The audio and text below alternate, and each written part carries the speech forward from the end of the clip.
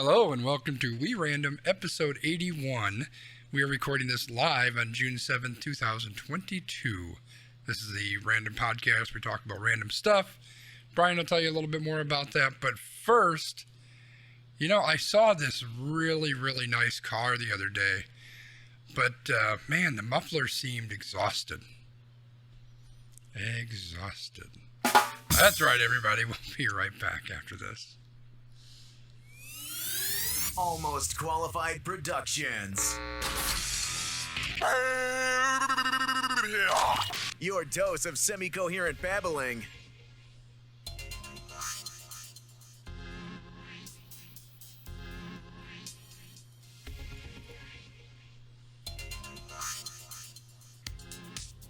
Welcome to We Random, episode 81.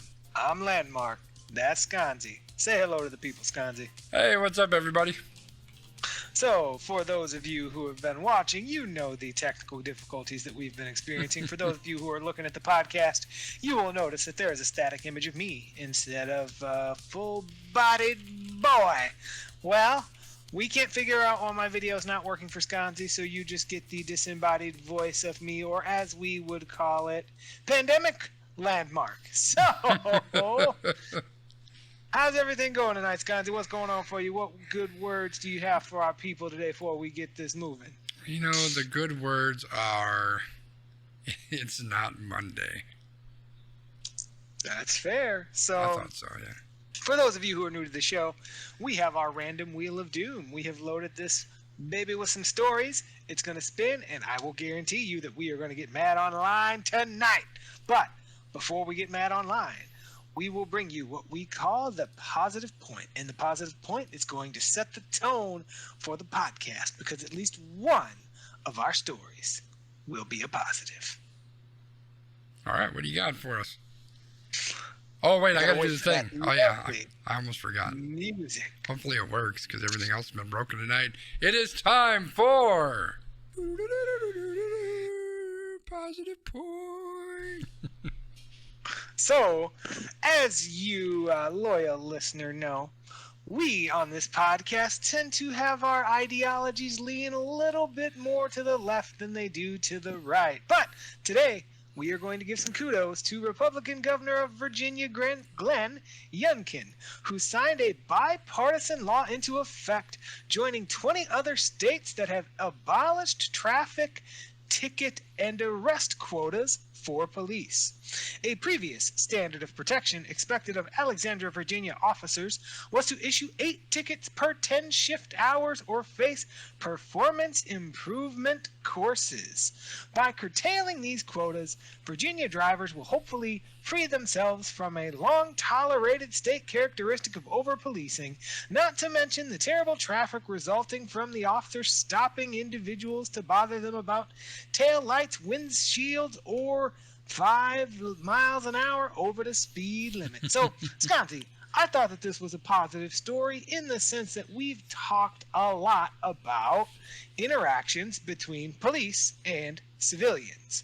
If we know that there are police who are held to a ticket quota, that means that those individuals are going to be inserting themselves into situations where there may or may not be tensions that can be heightened. So, by taking away this required quota, that may make things safer for everyone, because you're not forcing these individuals into situations. What are your thoughts on this? Yeah, ideally, interactions with police would be such a non-issue that this wouldn't be that big of a deal. But we know that it is an issue, especially for certain groups of people in our country.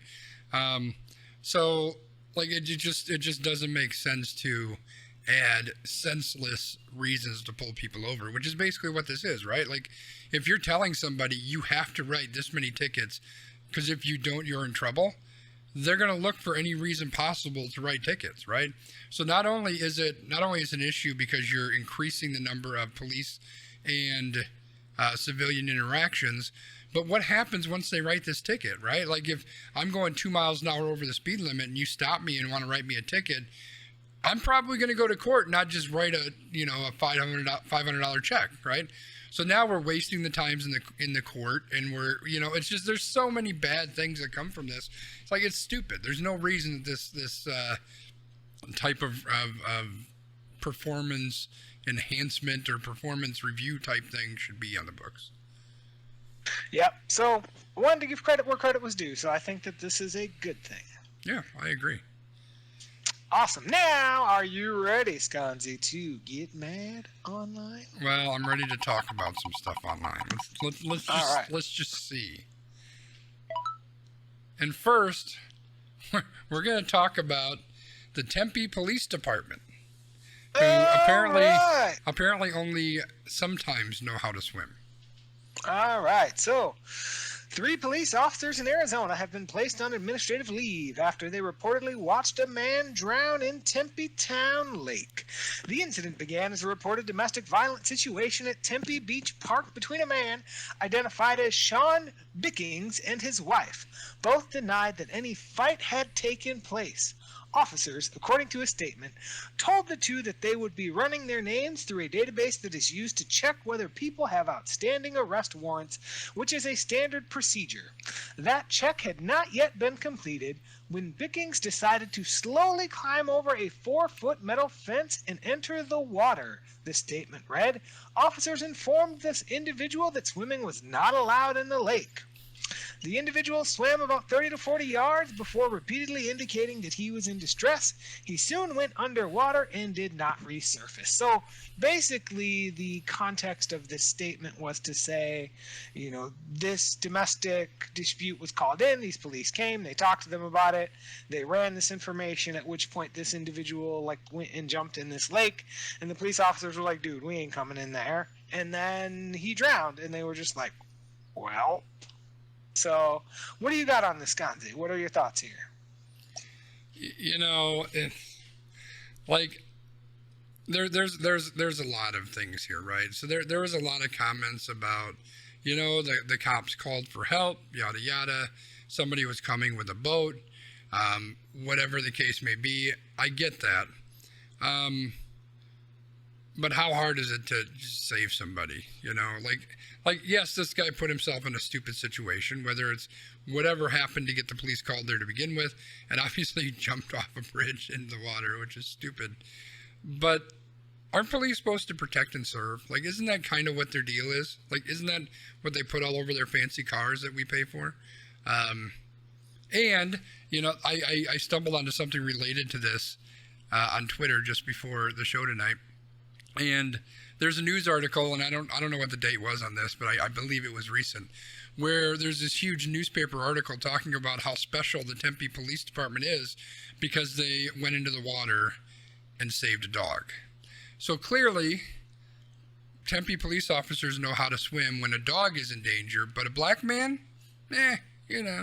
whatever.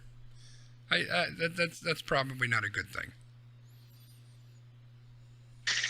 Yeah, this is one of those situations that it's unfortunate because, it's not a great situation. No, it's really not. And it's just, I just don't know what more to say. I understand that this specific as an officer may not be trained as a lifeguard, as Matthew's talking about on Facebook here. I get that. But when you look through this article and you talk about the fact that while this guy's drowning, they're yelling at the woman that was involved, and we're going to throw you in the car. This guy repeatedly kept saying, "Hey, I'm drowning. I need help. I'm struggling." And the cop literally was like, "I'm not jumping in after you. Just go ahead and die." Like how callous do you have to be in that situation? It's disgusting. That's all it is, disgusting. Yeah, what I would like to know is what is the proper protocol in this situation? Was the proper protocol followed? And then if it was, why is that the proper protocol, right? More from that systemic lens to figure out, is this just one person going rogue and just saying, nope, you created this situation, you get your way out of it? Or did this person follow a protocol that maybe needs to be revisited? Well, then why aren't we firing the officers that jumped in the water and saved a dog? Well, you can't have it both ways. It can't be, oh, it's okay to save a dog, but it's not okay to save a person. Like you That's can't. what I'm you saying. Can't have What it is the both protocol? Ways. Like It's the protocol. Yeah, it's just like regardless of the circumstances, you can kind of boil it down to it's one more opportunity that the cops had to potentially save a black person and decided not to. So there you go. Yeah. I'm Fair spinning. enough. So, cool.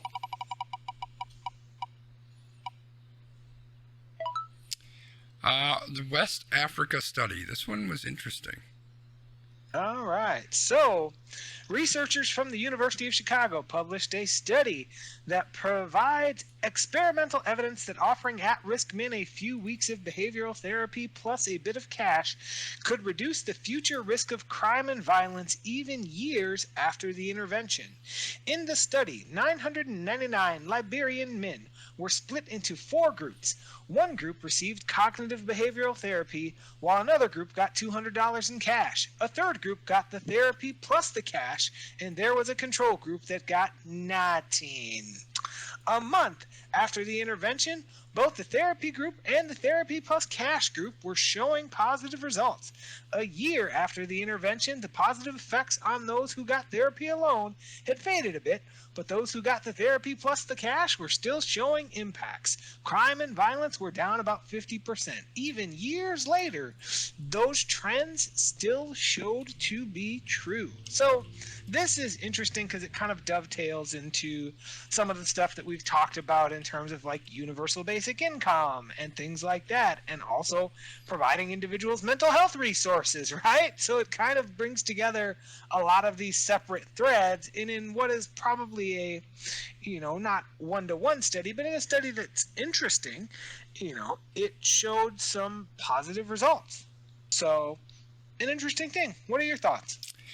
Yeah, so I had a lot of thoughts when I read this, and if you're interested, this is one worth reading because it's a fairly lengthy article, and I guess not super long, but like we're not going to be able to dig into each and every little piece of it. But when I read it, my first thought was this is kind of cool, and then it was very immediately followed by this ain't going to work in America.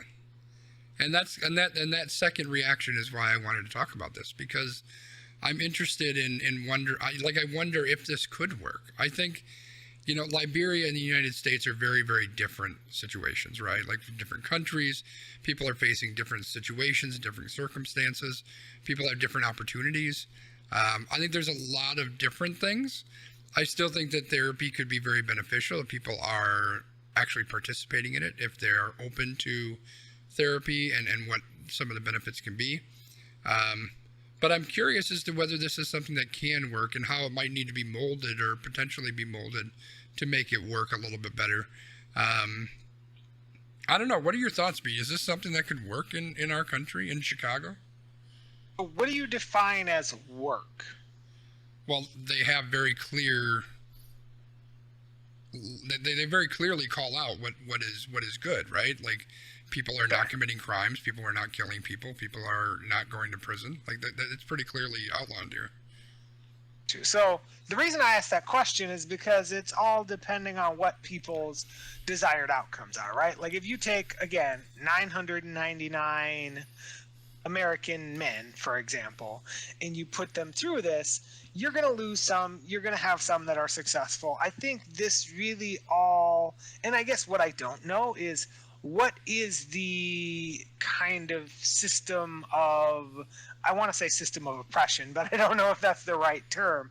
But like, what is the system in Liberia versus what is the system here, right? Because if these individuals that you put into this program already have a criminal record, it's going to be incredibly difficult for them to get work. It's going to be incredibly difficult for them to advance their education. It's going to be incredibly difficult for them to do all of these things in America. And I don't know if that's the same over in Liberia or if it's not or what, because I think that is a major barrier, right? Because you can educate someone, give them the therapy that they need, give them a basic income, but if they're not able to get a job because of their previous record, or they're not able to, go to school because of X, Y, and Z, there's a ceiling there that is going to cap their ability to be, quote, successful, right? Mm-hmm. Like, that's that's kind of the lens that I look at it from, because could there be moderate success? Yes, I think it's always good if you're educating people about managing their emotions and handling anger appropriately and how to handle their money and things like that. But we are a society where money is at a premium. Like, you always need to have money to do everything. And, like they talked about, it was like, $200 in Liberia. Like, I don't know what the equivalent to what they Right. gave would be in United States dollars, but $200 in America is one trip to the grocery store these days, right? So it would go pretty quick. Yeah, no, I agree. And the things you call out are exactly the reason why I wanted to have this conversation, because things are very, very different here, right? And we've talked before about the fact that not only is it a money thing, right? I think that's a big part of it, but there's also that whole, and we kind of talked about this a little bit off stream, is I call it the winning thing, right? Like, we have to win at everything. And I mean, I just kind of think about some younger person, because I think more often than not, that's what they're kind of aiming for with this. Some younger person who maybe they go to therapy and maybe they start to turn things around. But what happens when all their peers are talking to them about, well, let's just go, knock over this liquor store, or hey, let's go steal that Kia down the street, or let's graffiti the school, or whatever the case may be. How is that person going to stand up? How are they going to deal with that? And I think that that's one of the big questions, and how things could change a little bit in America versus how it might be in Liberia. Right. And, the only way that we know is to try. So it is good. And one of the things that's mentioned in the article, for those of you who have not seen it, is they want to try this as a pilot program in Chicago to see what might happen. Yeah. And, Matthew brings up a really good point on Facebook, which is we really need to focus on trying to build a sense of community. And his comment disappeared because, Matthew had to write a whole lot more because that's what he does. And it's kind of the same thing, which is really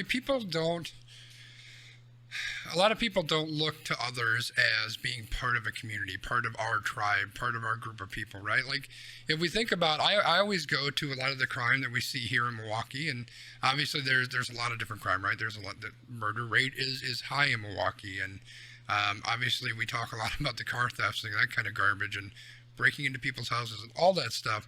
And I think a big part of that is because people are seeing other people not as fellow human beings, not as fellow people in my community, but as just some person, some sucker, someone who has something that I can get and I can make money off of it. And I think that, like, they're not going to go to their next door neighbor, or they're going to their cousin's house and steal something from well, some of them will, because, but that's not the thing. Let's find some strange person that I don't know. And I think that a big part of that is because there is really no community. People aren't looking out for one another. People are just kind of doing their own thing, and it's like, I got to get mine. And if I get one over on you, well, tough on you, man. And I think that that's a problem. So I agree with you, Matthew. I think that sense of community is something that's definitely lacking. And I know, I just bought my first house a year ago, almost exactly a year ago, and I never really had a sense of community. I don't know that I still do all that much, but I'm trying to learn. I'm trying to get to know people around me and kind of build that community feel a little bit, and even stretch it beyond just me and my immediate neighbors, but to my, my actual neighborhood. How do we become more of a group? And I think that we need more of that. That's kind of my personal thought. Yeah, and that's, I think, where it gets back to your perspective of winning and being the best. And, like, our society is built on, there's a lot of things in our society where we push each other down so that we can be lifted up, right? And it's kind of like that video that you sent that we talked about off stream, where it's like, we're taught from such an early age that we have to be the best, have the best, do the best, be the best speller, be the person who finishes first in the 50-yard dash, right? Like, I need to get this. And then that's all ramped up in these communities where these people know from day one, only so many people, quote unquote, make it out of here, right? And maybe making it out isn't actually leaving, but making it out means that you are no longer the target. You are the hunter instead of the hunted. Yep, in exactly. some ways, right? Like, you're the boss on the block, so to speak. And, like, that's all part of that, like, winning culture. Yeah, no, I completely agree. I'm trying to find that video. It was a video, right, that I shared with you? Yeah, it was just like a short video clip. Yeah, I'll have to see if I can find it. I'm scrolling through and all I see are screenshots from Out of the Park Baseball. So I'll have to find that, and once I get it, I'll put it in the show notes. But yeah, I thought it was very poignant, and it was really an aha moment for me. And I think Brian did a good job of kind of summarizing it. It's like, you know, I have this belief that as a country, we're driven from that winner's mentality, right? And I think it ties into sports. I think it ties into education. I think it ties into business, and it certainly ties into crime, is that, you know, people don't want to be that sucker. They want to be the person on top. You have to get ahead. You got to be number one. You got to win. And I think that's, I mean, even if we look at our freaking elected officials who should be people that you can look up to and aspire to be and be like, that's all they do, right? That's all they're doing, is they're trying to win. They're trying to be the best. They're trying to get reelected. They're trying to get that money, trying to get more powerful. And I think that's all we see everywhere, as opposed to people just loving one another and just existing and living your best life and trying to help others live their best life. And that's not what we're doing. So I think that kind of permeates all of this. So I'll keep looking, and if when I find that video, I'll make sure that I put it in the show notes. And I'll add it in the Discord too, if you guys want to watch it. Cool. All right, I'll spin. Do it. If I can find my mouse. Over here. Too many monitors. All right, here we go. We're spinning. Talk about Microsoft and unions. This is probably going to be a very short conversation, but I saw this and I kind of chuckled and I said, I'm going to add it to the run sheet. Microsoft is leaving the door open to employees who want to form or join a union. The tech giant will, quote, respect the right of its workers to organize and is committed to creative and collaborative approaches to work with unions, according to Microsoft's president and vice chair, Brad Smith. Microsoft could be engaging with a union sooner rather than later. That's thanks to its yet-to-be-completed $68.7 billion acquisition of video game company Activision Blizzard. A group of quality assurance employees at Raven Software, a gaming studio owned by Activision, has voted to form a union recently. So, the union conversation is something that's come up more in recent weeks and months, based on, employees kind of trying to turn the tables here on big business and saying, hey, like, we want to fight for equality for all of us, and not that whole, again, like I got mine, too bad for you. Like, that in some ways is one of the better parts of unions, is that it fights for the rights of everyone in the union, and not just like one person gets paid and everybody else is on their own. Yeah, I will fully admit up front, I am not an expert on unions. I don't know a lot about unions. I should probably read up on it, to be honest. I've never belonged to a union, although I think I was close in one of my previous jobs, maybe. But the thing that I do know is I know that business isn't looking out for the people that work for them. Like, there are varying things, right? Like, some businesses like maybe do certain things to care about people, or your individual leaders may care about you. But in the end, like, business is going to replace you in a heartbeat if they decide that they want to or need to, right? And they're going to pay you as little as they possibly can, because why would they pay you an extra $50,000 a year if they don't have to? Like, we're not going to do that. That's $50,000 extra for us, right? So I think that there's a need for people to be able to take care of themselves a little bit more and take back some of that power. And in my very limited understanding of unions, I think that's a big part of what they do. Now, I know that there's a lot of sketchy history with unions. I know that, people worry about union dues and all that kind of stuff. But in the end, I think that collective bargaining is very, very important. And I think it's great that we're starting to see that happen in a lot of different places, right? We've talked about the Amazon workers, I think it was in New York, who were able to unionize. There's a whole bunch of Starbucks that are starting to unionize. And the fact that Microsoft is getting out in front of this. Now, could this be a little bit of a, hey, we want to look like the good guy? Maybe, right? Microsoft just put in an offer. They got an accepted offer to buy Activision Blizzard. There are people actively trying to unionize in that company. So this could be part of that too, just to say, hey, you know what, we're fine. You can do that. Come on over. Like, there could be a lot of angles to this, right? Because whenever it comes to big business, I'm always a little bit skeptical. But the fact that they're coming out and saying this, I think is at least a really good first step. I think it's a good thing. I think we need more of this as opposed to, other people who might make stupid business decisions. Yep. Makes sense to me. All right, I'm spinning. I did put the link in the chat for everybody for that video. It's a link to a tweet on the Twitter. Oh, geez. This is Ohio verification. What are we verifying? Like, if you're old enough to drink, you have to check your ID? Is that all this is? Nope, but we are going to definitely be verifying something.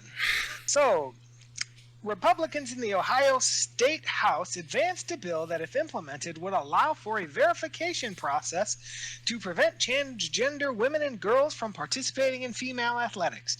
Do you know how this bill came about, Skanzi? No, please tell me. So, the chamber was originally set to pass a bill to revise Ohio's teacher residency program, which allows newer teachers to train under more experienced teachers. A GOP amendment added language shortly before the final vote, requiring that schools, state universities, and private colleges establish a separate, quote, single-sex team for the male sex and the female sex. The bill states that if an athlete's sex is disputed, they are required to show a doctor's statement indicating the participant's sex based on their internal and external reproductive anatomy, normal produced levels of testosterone, and an analysis of the participant's genetic makeup.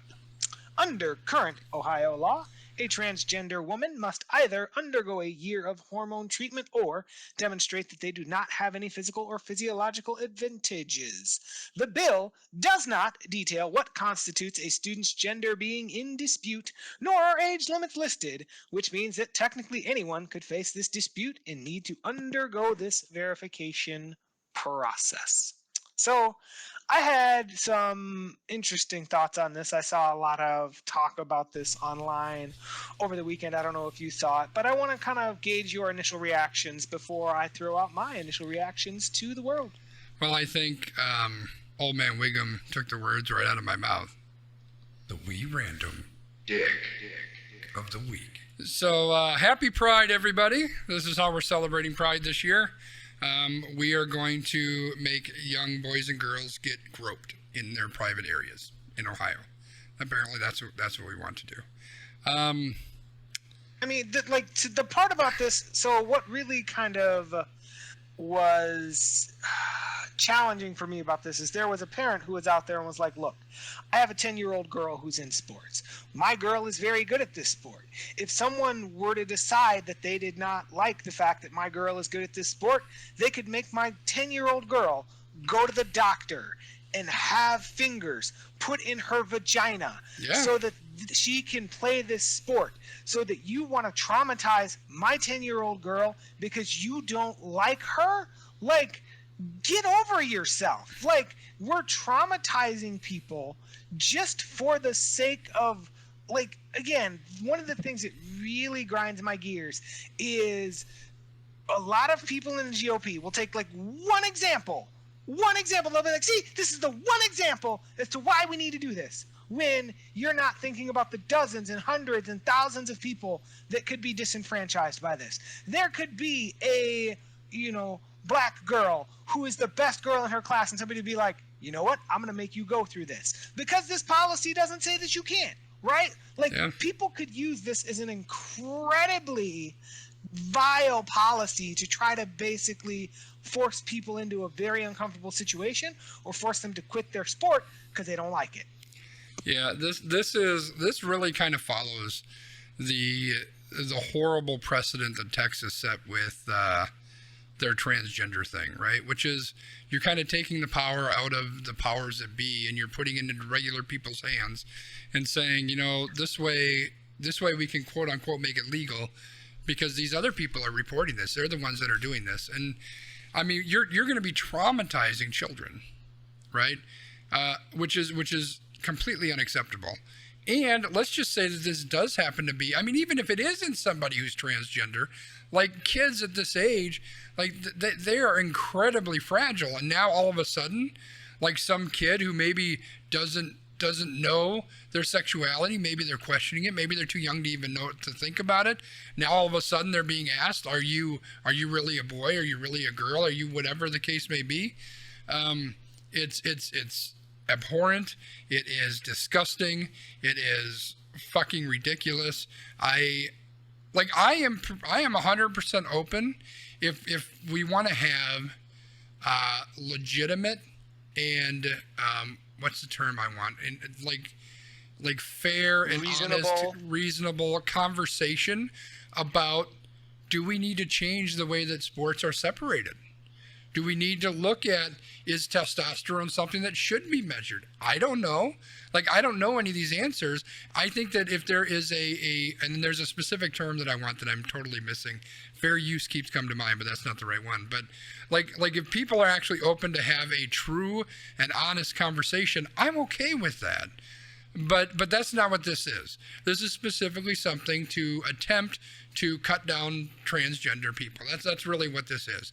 And I think that I couldn't have said it myself, and I'm trying to stay very even keeled today if you haven't figured that out.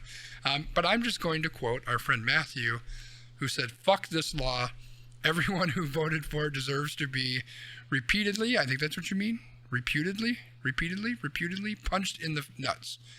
I mean, unless they don't have nuts, then we'll say face. But regardless, yeah, like this is a bunch of bullshit. Yeah, and to play the other side of this, the Republican governor there has gone on record to say, hey, like, I don't think we need to be legislating this. We should just leave it to each individual, like, organization to figure out what they want to do. Yeah. But, these other people don't actually listen to their constituents. So we get stuff like this. Yeah. Yay. And we just have to hope that it fails as it moves down the line. Fingers crossed. All right, I preemptively spun. I went a little bit early. See, now this one might get me angry. B, let's talk about our beloved Milwaukee Brewers. All right, we are going to talk about the Milwaukee Brewers. Our Milwaukee Brewers have hit some struggles recently. Injuries to Brandon Woodruff, Freddie Peralta, Willie Adames, Hunter Renfroe, and others have led to the team's depth being sapped. The team is 4-6 in their last 10. They just finished an 18-game and 17-day stretch, going 9-9. The guy they paid to be a transcendent hitter, Christian Yelich, doesn't have a hit in June and has 1 RBI since May 13th. Lorenzo Cain, veteran center fielder, is hitting 169 and admits that mentally he doesn't know what to do up there right now, saying that his swing is all over the place. So, Sconzi, how are we feeling about our Milwaukee Brewers? But they are who we thought they were. I really wanted to use the other one, but I had to use this one because I don't think I've used it on the stream yet. You're not. I was honestly expecting the they fucking suck. Fucking suck. Yeah. No, we went with Denny Green. I hate to be negative about the Brewers, and I know that sometimes I am overly negative. I know that. But this is who they are. Like, I'm not the end-all be-all, but they're bad hitters. They're bad hitters. We know that they're bad hitters. Anybody with half a brain knows that they're bad hitters. David Stern certainly must know they're bad hitters. They're just hoping that, they just string together that 2 hits they're going to get for the month at the right time. And it's just, this is not a huge surprise. Now, obviously, injuries are hurting them a lot. Yep. So that's a big part of this, but like none of this is a shock. None of this is a shock. No, I mean it's really the injuries, right? Because as you just talked about, they always try to ride the wave. They got to go, okay, so we get 2 guys that are hot, and those guys are going to carry the offense. Well, Adames is out, Renfroe's out, Urias was out for a little bit. They were, Jace Peterson had a weekend where he carried the offense. Tyrone Taylor had a couple days where he carried the offense, but then nobody else is hitting. So it's kind of that whole thing where you're missing bodies, which means you're missing that whole, like, they don't have consistency. That is their problem. And they paid Christian Yelich to be the person who is consistent, and the one consistent thing that he does is get on base. He will take his walks, like, we'll give him that. But hitting is not his jam right now. Fielding is not his jam right now. So it's kind of one of those things where they're in a pretty rough spot when you are looking at Tyrone Taylor or Jace Peterson or Mike Brousseau or any of these other guys who are like, yeah, that's the guy that I want up in this situation, like a career 210 hitter or whatever in the major leagues. That's the guy that we want. No. Like, and again, some people will go, oh, it's just batting average. We don't care about batting average. We care about WOBA. WOBA is the best stat since ZR. And like, no, like, and again, the other part of this that is the pendulum that has swung is that they rely on their pitching. But right now, they're down 2 of their best 5. They've had multiple guys make their major league debut in the last week. And to be fair, a couple of those guys came up and pitched really well. Like they've figured out their pitching, and I think that's something that we, being Brewers fans as long as we have been, like, when in the Brewers history, other than the last year or two, have we been like, oh, the pitching's fine, right? Right. The pitching is fine, but the hitting is just not consistent, and that's going to be their Achilles heel. It was their Achilles heel last year in the playoffs. It was their, the pitching was their Achilles heel in 2018, because I know that you will never let your grudge with Jeremy Jeffers die. Nope. But that's where we're at. Yeah, and to Wiggum's point, this team was built on pitching and defense, because trying to get hitting is expensive. Not as expensive as getting pitching, but they could build around pitching because they had, 2 or 3 studs that they brought up, so they're super cheap right now. And then they got some bullpen arms that do pretty well. And I don't know what they got in the water, but clearly they're doing pretty darn well with their pitching. Even some of these journeyman guys that they're bringing in are pitching really well. So clearly they've got something figured out with pitching, which is great, because it's, you pay through the nose for pitching. So they're able to get by with that, which is great. And again, that's why I play the Denny Green fucking sound, right? Because they are who we thought they were. They're exactly who he knows that they are. They're not going to hit. And that's why I get so pissed about it, is because we saw it last year. Last year was what you can expect from this team. Sure, they make the playoffs because they're pitched well enough they can get there, but they're going to lose 1-0 games because they can't do a goddamn thing at the plate, and that's a problem. So, all they're really relying on, and again, I'm just beating a dead horse because this is the same thing that I say every time. They're counting on Craig Counsell, who is the best manager in the game, Jeremy Jeffers aside, to pick the right guy in the right moment, and he does that better than anybody else. But he's not going to be perfect at it. Nobody can be perfect at it, and so they just need to hope that they get a couple of guys that can get some base hits and that they win a bunch of 2-1 games. That's basically what they're hoping for. So I don't know. This is what I've expected. This is why I've been kind of pissed about where the team is at. And the Yelich thing is just, to Matthew's point, he hasn't been right since he got injured a couple years back. And maybe it's just that, but it seems like it's a little bit more than that. And I don't know. Hopefully he comes back, because we're paying him a crap ton of money that we can't afford to pay for somebody who is hitting as poorly as what he's doing. So hopefully he gets something figured out. Lorenzo Cain, the guy's 112 years old. You would have expected he's going to fall off a cliff at some point. We knew that when we signed him, that the last couple of years were probably going to be garbage on his contract. But Yelich is a big one. We need him to get his shit figured out. Yep. Well, we'll see how they keep doing, and we will play 220 in the next few weeks, because I feel like Sconzi's really going to win. I'm going to take the under on everybody. Ooh, Christian Yelich finally got a hit in June. Yeah, that's what Matthew said. So, hey, he's off the schneid. Onward and upward. Sure. All right. So we're running a little bit close on time. I know we started a little bit late. Is there anything left on the board that you would like to speak about? Part of me wants to make you angry.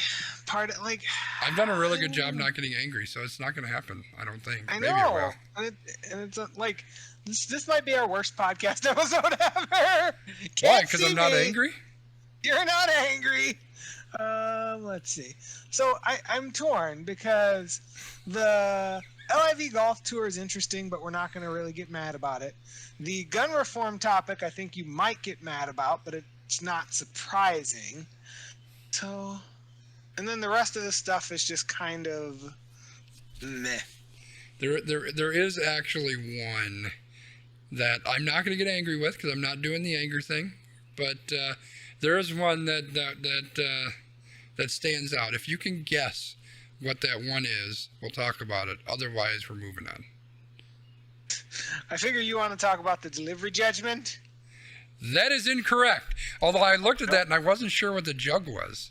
I was so confused. And now obviously I figured out what it is. I'll just share it with everybody, but So which one do you want to talk about? No, we're not talking about it. People are gonna have to wait. We're doing random rankings. I got to talk about this meme though. So there's this meme. It's not really a meme, but it was a picture.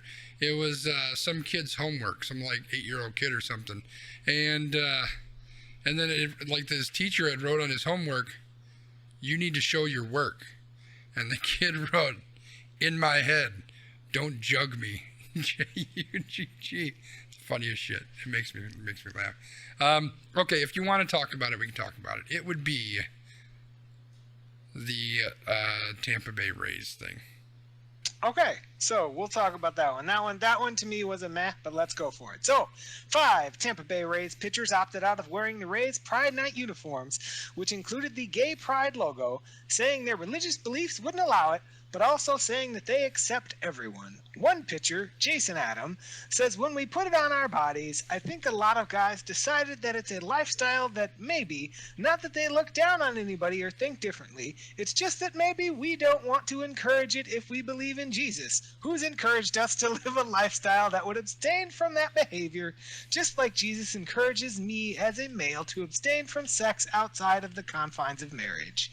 It's no different." So that was just a bunch of word vomit. But this one was interesting to me because I feel like at this time last year, we had talked a lot about the rainbow washing, where people just try to cash in on the LGBT community by having support nights and all of these things and making merchandise. And this really kind of strikes me in some of that rainbow washing way, but I also think that it's an interesting conversation piece. So since you want to talk about it, I will give you the floor and I will respond off of you. Well, I'm gonna make it pretty simple, actually. So this person said, I live my life to serve Jesus, who said, love everybody, except the gay people. It is in the Bible. Go look it up. It specifically says gay people, you are allowed to hate them and not wear them on your jersey for your baseball team that you play for and make millions of dollars. It's in the fucking Bible. So clearly this guy is 100% on point, and I don't hope that he stubs his toe really, really hard. That's what I got. All right. Well, I had a lot more things, but I'm gonna go right there. Fair enough. I just think that the whole, it's just a very interesting thing, right? Because MLB does this with so many things. They do this with Pride.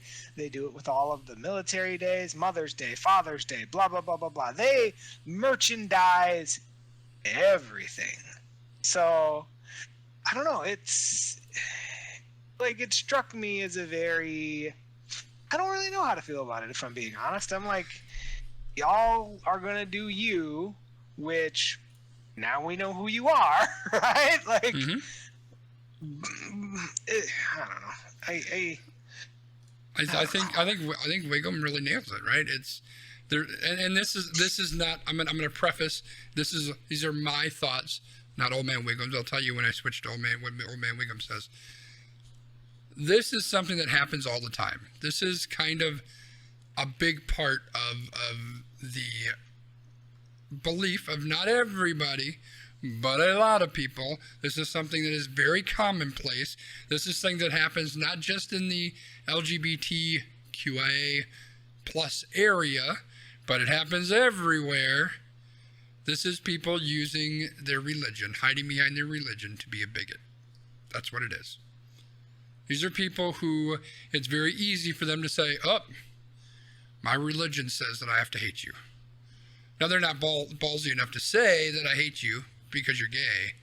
They're just saying, oh, well, I don't want to, I don't want to give off that it's okay for you to be gay, but I'm okay if you're gay. It's perfectly okay. I still love you, but I don't love you like that. It's not like that. But it's okay if you want to be that way. I don't want you to be that way, and I don't want my kids to see you, and God forbid you should kiss in fucking public, but it's okay. I support you, I just don't support you. You know what I mean? That's what it is. I really want to get angry, but I made a point to not get angry.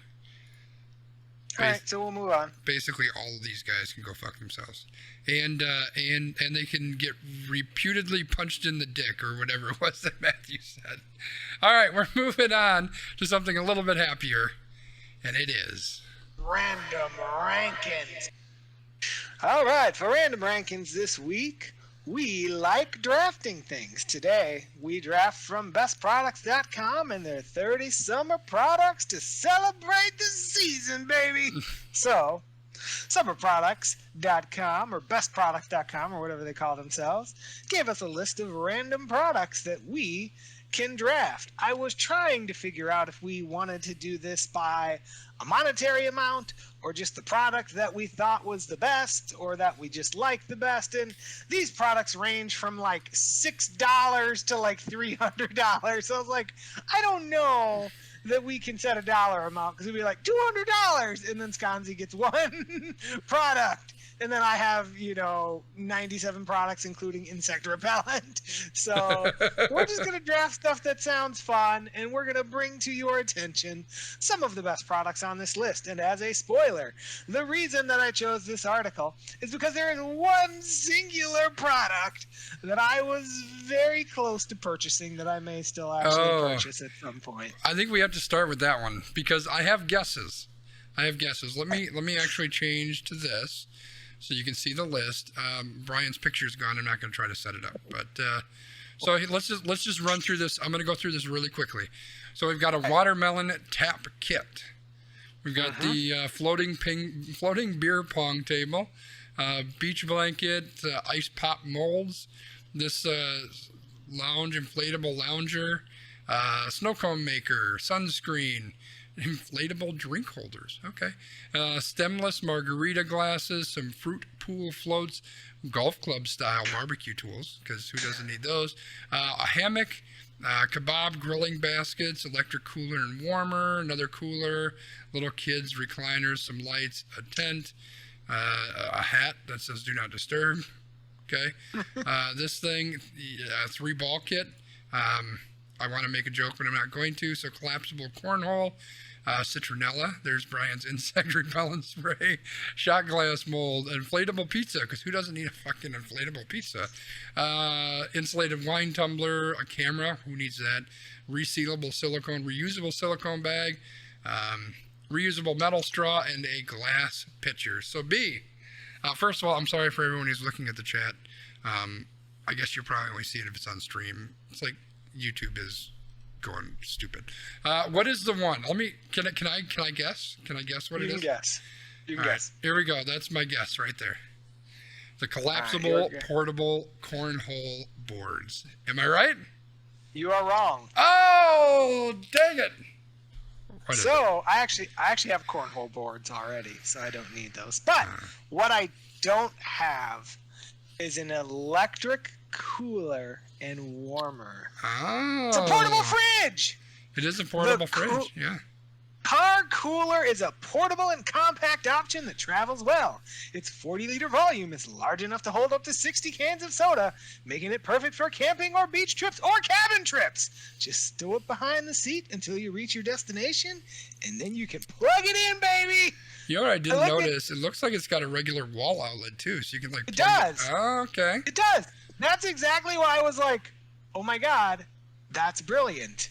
Like, legit. Like, what? I looked at it and was like, I don't know that I can justify spending $190 on this. But it's pretty nice, though. It's pretty amazing. Like, legit. So we are, spoilers for all of you. Sconzi and I have committed to a trip to a cabin. And I looked at that and I was like, that's pretty sweet. And then I do my other cabin trip in August. Spoiler, I will not be here for that week. And I was like, dude, this would also be awesome for that. Because normally I have to keep my beer in the downstairs mini fridge. But if I had this, I just keep my beer in the electric cooler and warmer. Because the cooler and warmer, I think it said it was it could be from 40 degrees to 60 degrees. Okay. Easy peasy, man. Totally make it work. Nice. Very cool. Know. So So that was my one, but like I said, I don't know that I can. It's a little bit pricey. I don't know that I can force myself into spending $190 on a cooler that I'm going to use for 2 trips a year. That's fair. I'm gonna go with something that's a little bit shocking. Okay. I'm gonna go with this hammock, and here's the thing. Okay. Somewhere in here, I must have clicked on it and looked at it or something. Oh, right here. It can hold up to 500 pounds. Now, if you didn't know, I am a fat sumbitch. I haven't been in a hammock since I was about 12 years old. This thing could hold me. Now, in theory only, because I would never actually get on this thing, because I guarantee it wouldn't be secured well enough and it would fall and my fat ass would be on the ground. But in theory, the idea of being able to lay in a hammock is pretty fucking cool. I'm going with the hammock.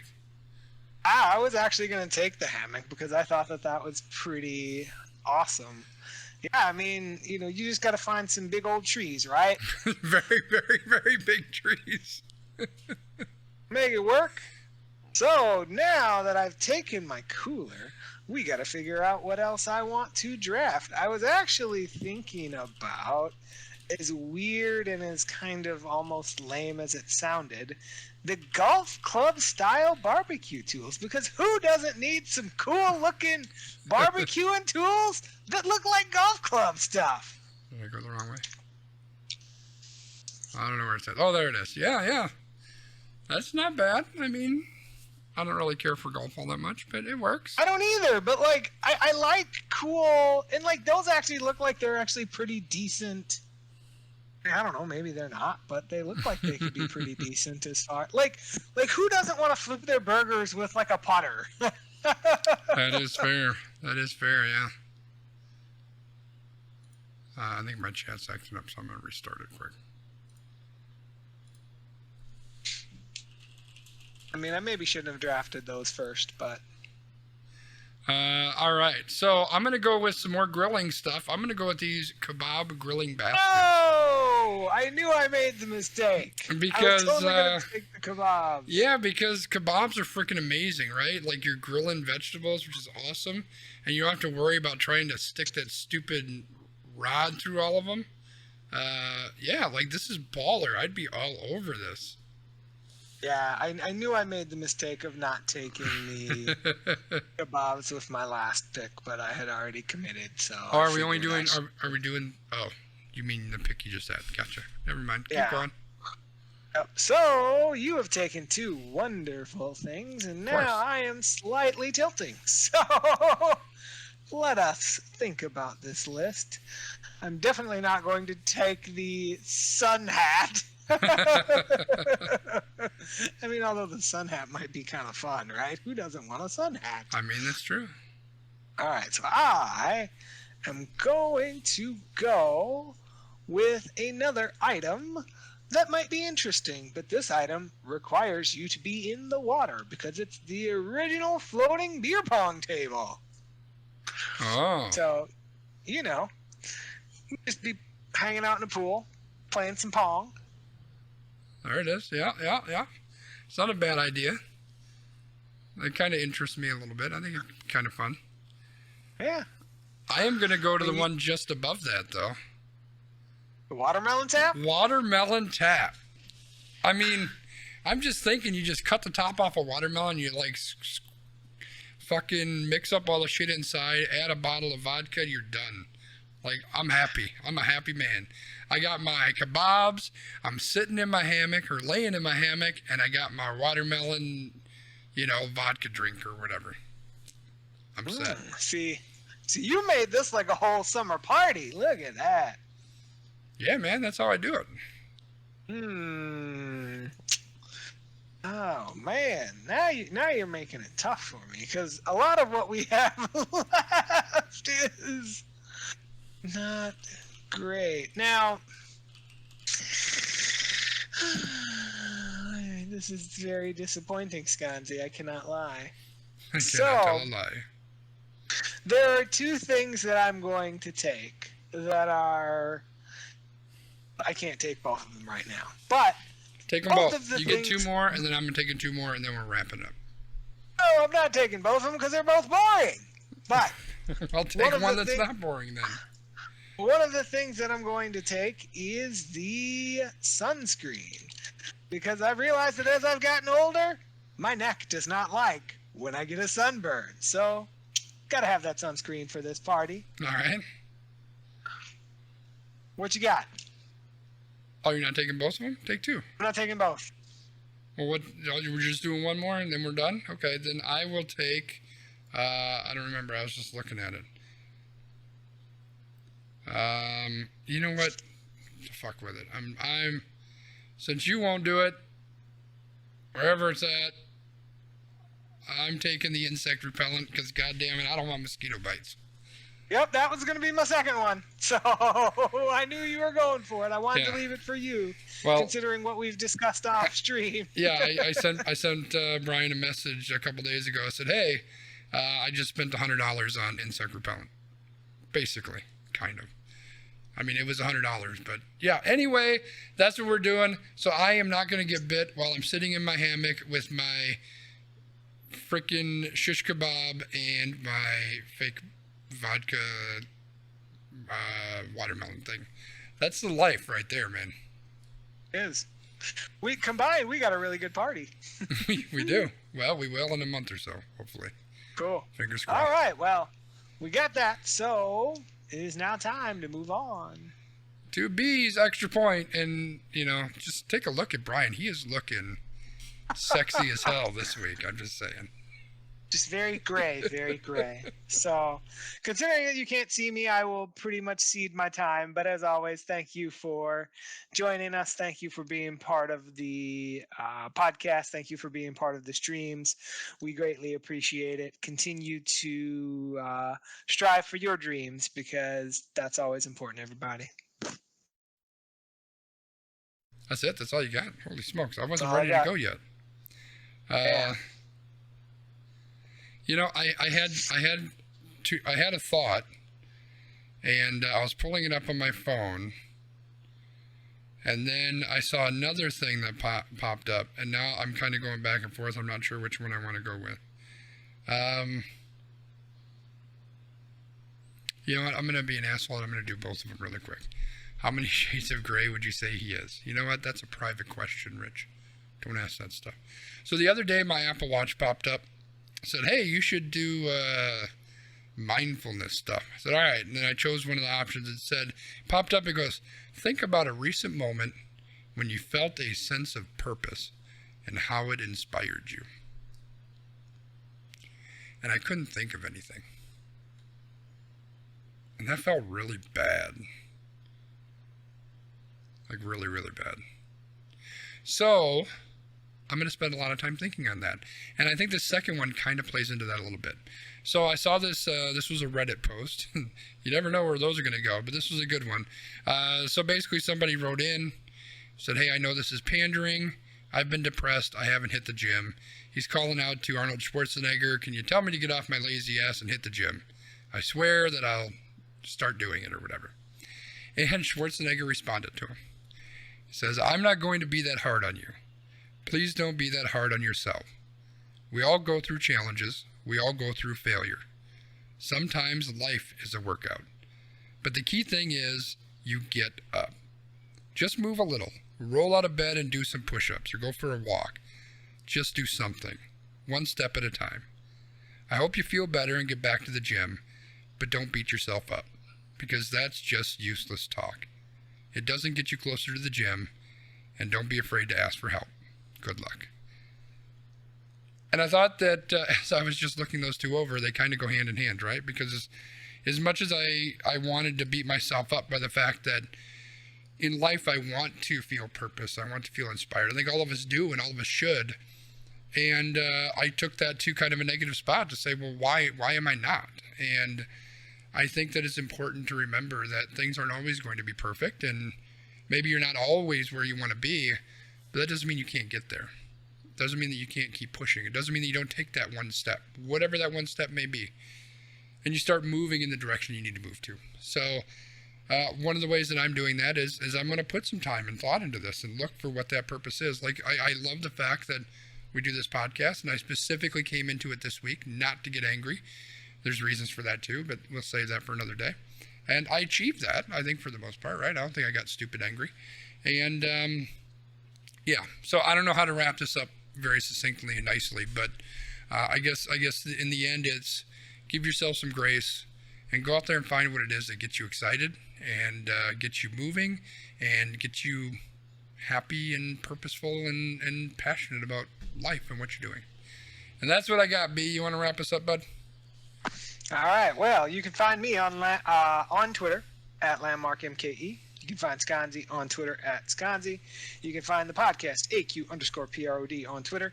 You can find the podcast anywhere you can find podcasts. So please check your podcast app for us at We Random. You can watch the video on YouTube. You can find Sconzi on YouTube, Glimish, Twitch, and anywhere that things are sold by Amazon Sidewalk. So until next time, take care of yourself. Continue to try to keep your eyes on the horizon and take care. Bye-bye, everybody. Bye. I'm dancing by myself this week, but I'm happy and I'm enjoying it.